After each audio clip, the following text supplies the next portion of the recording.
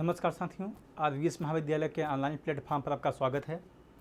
आज का हमारा टॉपिक है structure of nematic, smectic and cholesteric crystal. ठीक है, ये सब लिक्विड क्रिस्टल के ही पार्ट हैं। तो आज हम लोग देखेंगे न्यूमेटिक क्रिस्टल का स्ट्रक्चर कैसा होता है, सिमेटिक क्रिस्टल का स्ट्रक्चर कैसा होता है और कोलेस्ट्रिक क्रिस्टल का स्ट्रक्चर कैसा होता है। ठीक है ना, आइए देखते हैं। फिर liquid crystal are categorised into different phase because of their molecular order. ठीक है, तब यहाँ पे क्या बताया जा रहा है कि जो मॉलिक्यूल होते हैं उनके विभिन्न आर्डर होते हैं। ठीक है, उनका ओरिएंटेशन अलग अलग होता है, उनके बनने के तरीके अलग अलग होते हैं, जिसकी वजह से इनको हम कैटेगराइज और भी कर सकते हैं लिक्विड क्रिस्टल को। ठीक है ना, तो ये देखते हैं लिक्विड क्रिस्टल का पहला पार्ट हम लोग देखे थे। इसके पहले अगर हम देखें तो लिक्विड क्रिस्टल जो हमने पढ़ाया था पहला टॉपिक, तो वहाँ पर हमने देखा था न्यूमेटिक, ठीक है, और सिमेटिक हमने देखा था, दो चीज़ें देखी थी। और यहाँ पे तीसरा आ जाता है कोलेस्ट्रिक, ठीक है, क्रिस्टल। तो उसको भी देख लेते हैं अभी हम लोग। पहले हम लोग देखते हैं न्यूमेटिक क्रिस्टल क्या होता है। उससे पहले the liquid crystal in nematic phase show parallel orientation in the same direction but their centre are present in the volume randomly. ठीक है, अब यहाँ पे क्या बात की जा रही है, अगर हम लोगों ने पढ़ा था न्यूमेटिक में कि जो मॉलिक्यूल होंगे वो पैरेलल होंगे। ठीक है ना, अगर बात की जाए कैसे होंगे ये, तो अगर मान लीजिए एक एक्सिस है, कुछ ऐसा समझिए। ठीक है ना, तो ये मॉलिक्यूल सारे कुछ इसी तरीके से, ठीक है, सारे मॉलिक्यूल ठीक इसी प्रकार से रहेंगे ये। ठीक है, ये इसी प्रकार से मिला के मॉलिक्यूल मान लीजिए एक नीचे भी होगा तो ये भी इसी प्रकार से रहेगा। ठीक है ना, अब यहाँ पे जो बताया सेंटर में जो इसकी बात की जा रही है, centre are present in the volume randomly. ठीक है ना, तो इसी प्रकार से मॉलिक्यूल सारे रहेंगे इकट्ठे।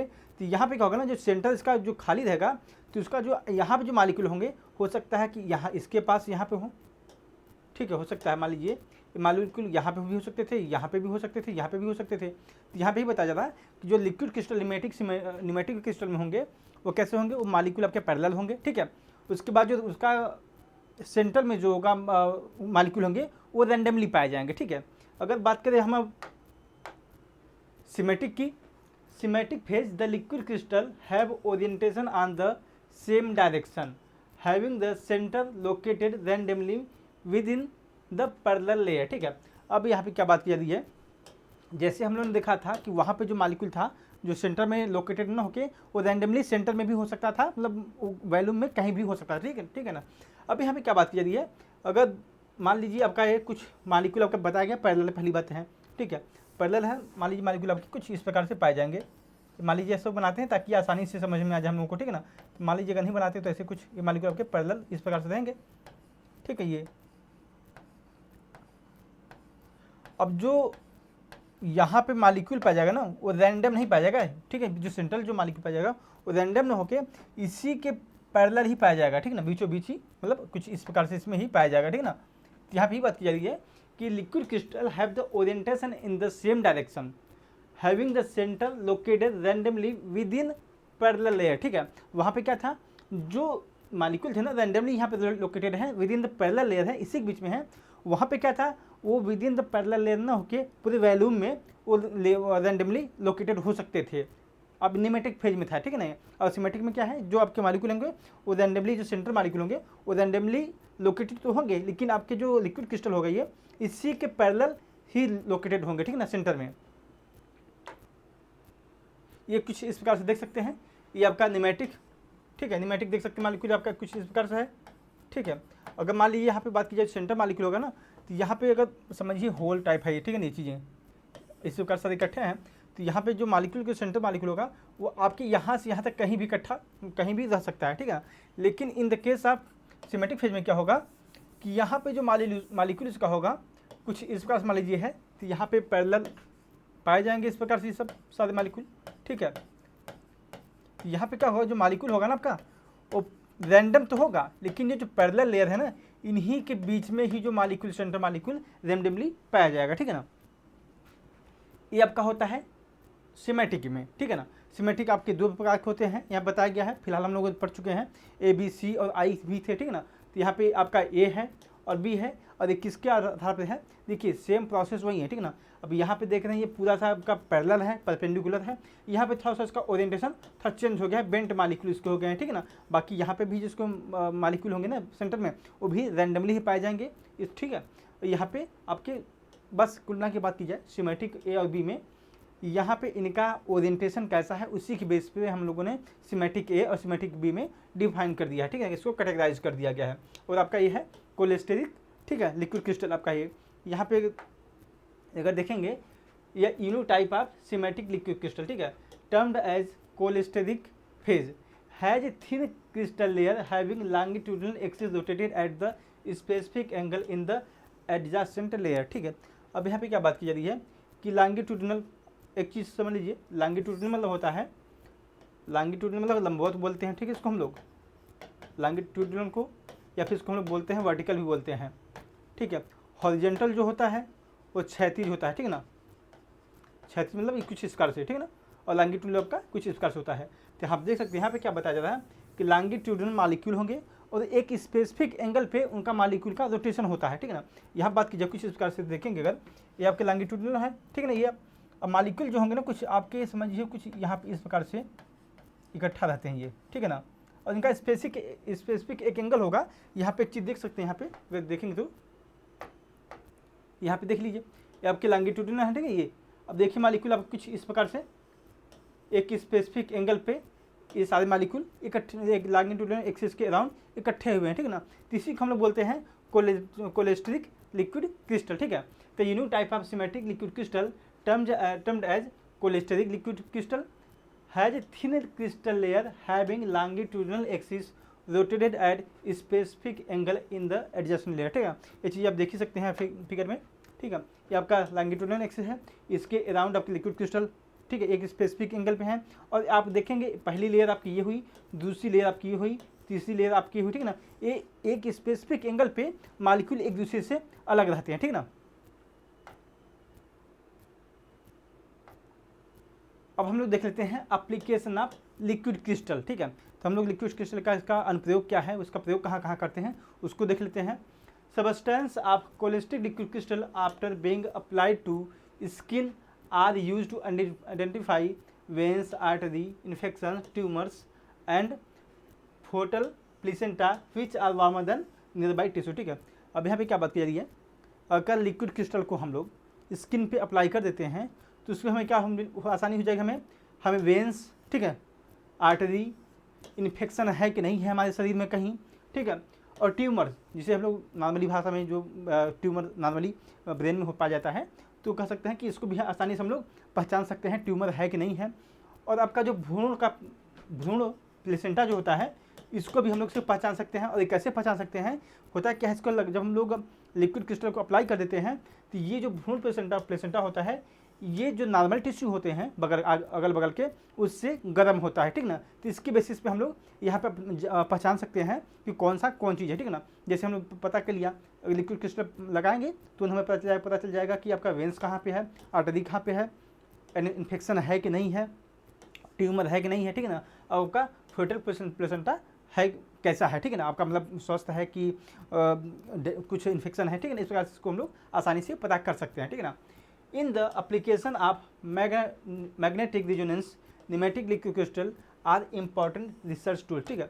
अब यहाँ पे आपने पढ़ा होगा IR, NMR, ESR, ठीक है। तो यहाँ पे एक स्पेक्ट्रोस्कोपी होती है, इसी प्रकार से एक आपका होता है मैग्नेटिक रेजोनेंस, ठीक है ना। तो उसके लिए बहुत आसान हो जाता है अगर लिक्विड क्रिस्टल को अप्लाई हम करते हैं, जब इसका अप्लाई करेंगे ना तो मैग्नेटिक रेजोनेंस जो होता है हमें आसानी से यहाँ पे आइडेंटिफाइड कर सकते हैं किसी मॉलिक्यूल का, ठीक है ना, लिक्विड क्रिस्टल के द्वारा। Molecule dissolve in pneumatic liquid crystal solvent produce very fine resolve NMR spectrum showing intermolecular dipole fine structure, ठीक है। अब इसके केस में क्या करते हैं, पहली बात समझिए हम लोग क्या किया कि मैग्नेटिक रेजोनेंस जो होगा लिक्विड क्रिस्टल के द्वारा हम लोग आसानी से पता कर सकते हैं, ठीक है ना, ये बताया जा रहा है पहली बात। अब इसको पता करने के लिए करते क्या है, हम लोग लेंगे एक न्यूमेटिक लिक्विड क्रिस्टल लेंगे, उसमें जो मॉलिक्यूल आपका होगा, ठीक है, उसको हम डिजॉल्व कर देते हैं।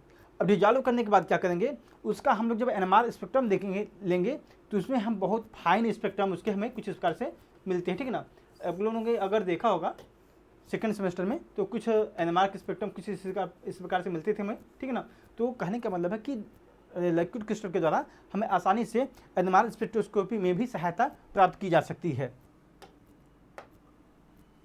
Liquid crystal are useful in chromatographic separation for solvent to direct path chemical reaction and to study molecular arrangement and kinetics also as UV and IR spectroscopy of organic compound. ठीक है, अभी chromatography क्या होता है, जैसे आपको exam में experiment होता है तो उसमें अगर हम मान लीजिए कोई हमें लिक्विड मिलता है, ठीक ना, लिक्विड में हमने कुछ एलिमेंट अगर इसमें मिला दिया गया है, मान लीजिए जिंक है, मैग्नीज है, ठीक है, इस प्रकार से कोई लिक्विड अगर मिला दिया गया है। अब कर देंगे क्या, अगर क्रोमेटोग्राफिक पेपर को अगर हम लोग इसमें डुबा देंगे तो एक इसमें इनकी जो होगा ना, ये जो जिंक और मैग्नीज होते हैं, इनमें हम लोग एक देखेंगे कि जिंक अगर इसमें होगा ना, जिंक आप देखेंगे नीचे, अगर मान लीजिए आपका क्रोमेटोग्राफिक पेपर था ये, तो जिंक आप देखेंगे सबसे नीचे पाया जाएगा, उसके बाद मैग्नीज आपकी सबसे ऊपर पाई जाएगी। और इसको पहचानते हम लोग कैसे हैं, एक इसका कलर आता है, ठीक है ना, कलर देते हैं दोनों, तो इस प्रकार से हम इसको पहचान सकते हैं। ठीक है, एक चीज़ और है, जिंक का मॉलिक्यूलर वेट हमें पता है ज़्यादा होता है, ठीक है, 30 होता है, आपका इसका होता है 25। ठीक है, ये भी जिसका मॉलिक्यूलर वेट ज़्यादा होता है पता है कि वो ज़्यादा नीचे होता है, ठीक ना, और जिसका मॉलिक्यूलर वेट कम होता है वो थोड़ा सा ऊपर चढ़ता है, ठीक ना। तो इसी प्रकार से इसको हम पहचान सकते हैं कि कौन सा मॉलिक्यूल आपका कौन है, कौन जिंक है, कौन मैग्नीज है फिलहाल। तो इसका कहने क्या मतलब है कि लिक्विड क्रिस्टल के द्वारा हम लोग कि क्रोमेटोग्राफिक द्वारा हम किसी भी एलिमेंट को भी सेपरेट कर सकते हैं, ठीक ना। और क्या कर सकते हैं इसके द्वारा, हम लोग यूवी और IR की जो स्पेक्ट्रोस्कोपी है उसके ऑर्गेनिक कंपाउंड जो होंगे उसको भी हम लोग आसानी से सॉल्व कर सकते हैं इसकी मेथड के द्वारा। ठीक है, nowadays liquid crystal display are commonly seen in calculator, digital watch, oscillographic system. अब यहाँ पे क्या बात की जा रही है, जो लिक्विड क्रिस्टल होता है, हम लोग जैसे मोबाइल इस्तेमाल कर रहे हैं, टीवी इस्तेमाल कर रहे हैं, कैलकुलेटर इस्तेमाल कर रहे हैं, ठीक है ना, तो जितने भी डिस्प्ले टाइप चीज़ें हैं उनमें सभी में लिक्विड क्रिस्टल का ही इस्तेमाल किया जाता है, ठीक है ना। ये लिक्विड क्रिस्टल ही इस्तेमाल हम लोग करते हैं एज ए डिस्प्ले। LCD का जैसे फुल फॉर्म ही होता है, ठीक है, लिक्विड क्रिस्टल डिस्प्ले आपका होता है LCD का फुल फॉर्म, ठीक है। तो आप लिक्विड क्रिस्टल के द्वारा ही ऐसा टेक्निक आती है जिसके द्वारा लिक्विड क्रिस्टल को हम लोग डिस्प्ले में कन्वर्ट कर देते हैं। आज हम लोग वही इस्तेमाल कर रहे हैं टीवी में, मोबाइल में, कैलकुलेटर में, वॉचेज में, ठीक है, जितने भी हम लोग डिजिटल वॉच या फिर स्मार्ट वॉच देख रहे हैं और जहाँ पे डिजिटल चीज़ें दिख जा रही हैं लगभग वहाँ पे हम लोग लिक्विड क्रिस्टल का इस्तेमाल कर रहे हैं एज ए डिस्प्ले। ठीक है, television display using liquid crystal screen have been invented. ठीक है, आप लोग जैसा जानते हैं टीवी में भी आप इस्तेमाल ही कर रहे हैं। Cholesteric liquid crystal are also now used for toys and decorative material. ठीक है, अब कोलेस्टिक लिक्विड क्रिस्टल जो होता है ना, इसको हम लोग खिलौनों में भी इस्तेमाल कर रहे हैं और हम लोग घर को सजाने के लिए भी इस्तेमाल किया जा रहा है इसका। ठीक है, किसका, कोलेस्टिक लिक्विड क्रिस्टल का। ठीक है,